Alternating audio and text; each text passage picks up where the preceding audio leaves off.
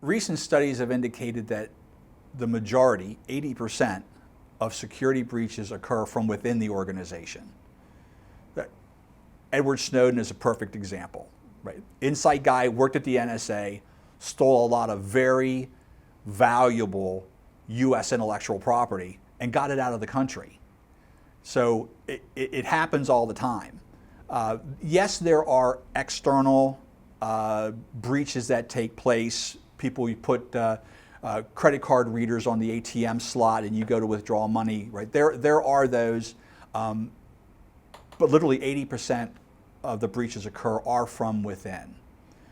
So the issue with that is how as an organization, how as a CIO or a CISO, how do I monitor to make sure that my people who have great privileges on my systems, right? Security administrators, systems programmers, CICS systems programmers, DB2 administrators who have access to all of my data. How do I make sure that they're not misusing their privilege that they have through their job function to maliciously use my data?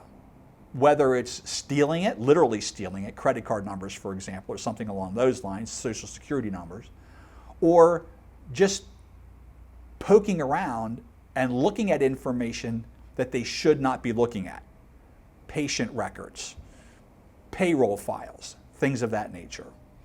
You know, in a normal environment, because you are a privileged user of the system, when you access certain critical resources, the security manager on the mainframe is going to say, that's okay. You are authorized to do that.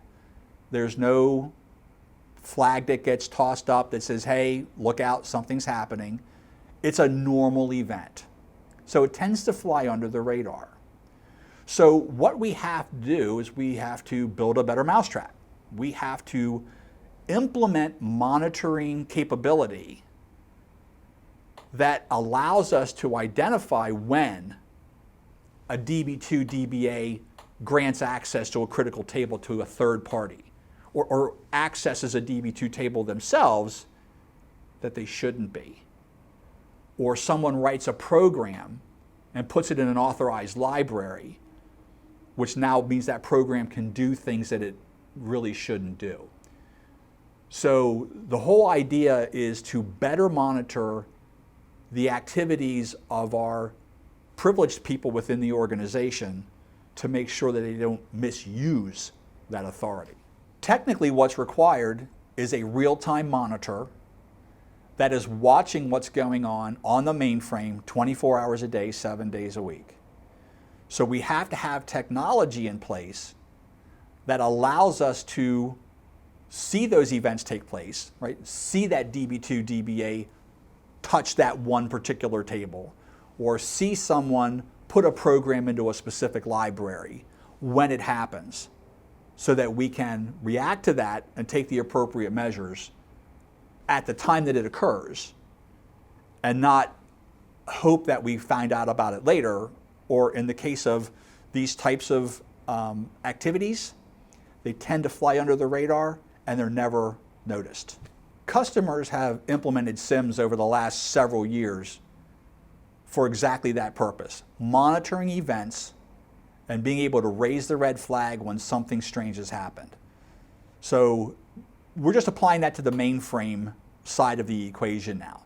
So if we can get that data from the mainframe about that DB2 DBA accessing that table into the SIEM, we can have policies and rules that exist that say this is a critical resource. If I see access against it by resources other than these certain programs, right, it's a user instead, we want to raise that red flag. So that's where our MEAS mainframe acquisition system software comes into play. We'll do the monitoring on the mainframe 24 hours a day, 7 days a week, and we can take those events and get them over into a platform that can apply that intelligence and raise those red flags when those events occur.